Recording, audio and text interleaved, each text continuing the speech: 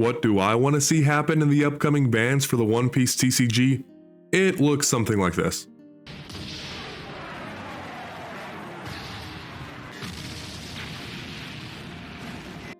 That's right, Bandai announced that on March 16th, we're gonna go ahead and see some updates to the One Piece TCG restriction list. And here we're gonna talk a little bit about what we think should and shouldn't be added to the list. Starting off, let's go over some of the weekly power rankings for OP09. Now, of course, this does not cover the East OP10, but it gives us an idea of where we are currently at here in the West. At number 1, no surprise, we have OP01's Doflamingo with a win rate of 54.5%, which is absolutely insane. But going down the list, we have Purple Luffy, Teach, BY Luffy, Shanks, Rob Lucci, Red Purple Luffy, my favorite Bonnie at number 8, and then rounding out the top 10, we also have Smoker and Bello Betty. But overall, I think this meta is fairly balanced. You don't see a lot of decks that are absolutely topping every single time if you're not really thinking about Blue Doffy. That deck is so highly played, but at the same time, it is not topping every single event like you may think it would. It's important to note too that this list doesn't include EB02's Green Purple Luffy, which is making huge splashes in the East and is for sure a possible target here for this upcoming ban list. But let's go ahead and talk about the elephant in the room, and that is, of course, the OP01 Blue Doflamingo leader. Being able to cheat out with basically only one Dawn, a 4-cost or less 7 Warlords of the Sea is pretty insane. I don't know if Bandai, when they first made this card, thought that would have as much potential as it does today. But at the same time, you know, they kept pumping and pumping a lot of 4-cost Warlords of the Sea support. So the deck that we see today is definitely one of their own creation. Let's talk about Bounce Law. Being able to play this card, bounce 2 characters on the board back to the owner's hand. So being able to bounce a Perona and a Sengoku back to your own hand, or popping out a blocker from your opponents, is way too much power for a 4-cost card. That's just the truth. I'm not necessarily saying that it should get banned, but let's just admit this card is absolutely cracked. Jimbei as well, being able to play 2 7 Warlords of the Sea 4-cost or less with 4 Dawn, and then if you combine that with the leader ability, you just can't keep up with that kind of speed and aggression no matter how much you power creep this game. I've also seen a lot of arguments to be made for Boa Hancock. Yes, I think it's a fantastic card, but out of these 3, I think it should be the last one to get banned. I think banning this card wouldn't really fix the Doflamingo leader problem we have. Another really important note is that any card that we ban will most likely affect Boa Hancock, which uses a lot of the same archetype, that's 7 Warlords of the Sea. That is why I don't think that we should ban one specific character, but I would predict that they're going to go ahead and ban Doflamingo, the leader itself, and Boa Hancock can thus still continue to use that archetype. It will of course be a really good deck still. A lot of people will transition from Doflamingo to Hancock, but you're still removing the real problem, which is that broken cheating out leader ability that he has. Next up, let's go ahead and talk about the purple gang that seems to be on the rise lately, especially in the East with the Green Purple Luffy. First off, Gum Gum Giant is an insane card. Yes, you have to -2 Dawn.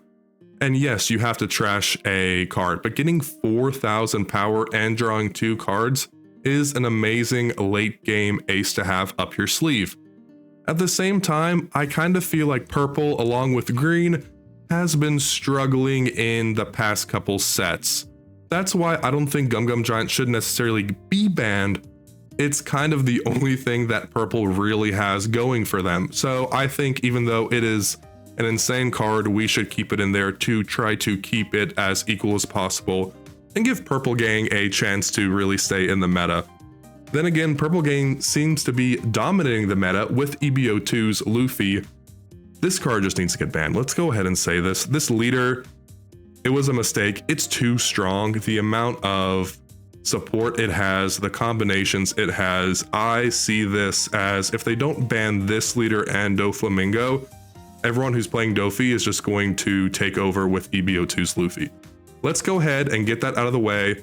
Let's keep Gum Gum Giant. Luffy's got to go. Moving on, yes.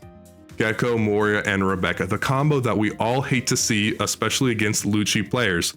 Everyone thought we were going to see this banned back in the last year restriction list, but Moria survived. You know, Eni's lobbies got banned, trying to nerf Lucci a little bit. Look, at this point in time, if they didn't ban Gecko before, they shouldn't ban him now. Yes, he is a goated card. The Gecko, Moria, Rebecca combo is insane, but at the same time, it's a little bit less prominent. Lucci players aren't as dominant in the meta than they were back, you know, a couple months ago. That's why I think Moria should definitely stay into play. Same thing with Rebecca too. Even some of these top black decks you see, you know, blue, black, Usopp coming into play in OP10. They're not really running either of these cards, so I don't think it's a problem. The only thing I think it would hurt is Rob Lucci, which again is not dominating as much as it was. Let's keep all three. There you can see Lucci's really happy at the bottom that he gets to keep his Gecko and Rebecca. Other black cards to consider. Ice Age, of course, is an insane card in the sense that you get to -5 cost with only one Dawn. I think Ice Age needs to go ahead and get banned or errated somehow. Maybe give one opponent's -3 or -2 cost, whatever it would be. You just get way too much value and it makes KOing 10 cost characters so easy in just one turn. It really makes black the dominant color, I think, in the One Piece TCG currently and has been for quite a few sets. I think banning Ice Age and maybe even Tempest Kick would balance out that problem and making playing black decks a little bit more creative, but it can still maintain those KO abilities that black players so desperately love and Bonnie players so desperately hate. I think maybe we could even errata these and just make them a little bit weaker, and it would make the overall One Piece TCG game a little bit more balanced. Lastly, let's go ahead and talk about some other cards that I saw floating around the internet on what could or should be banned.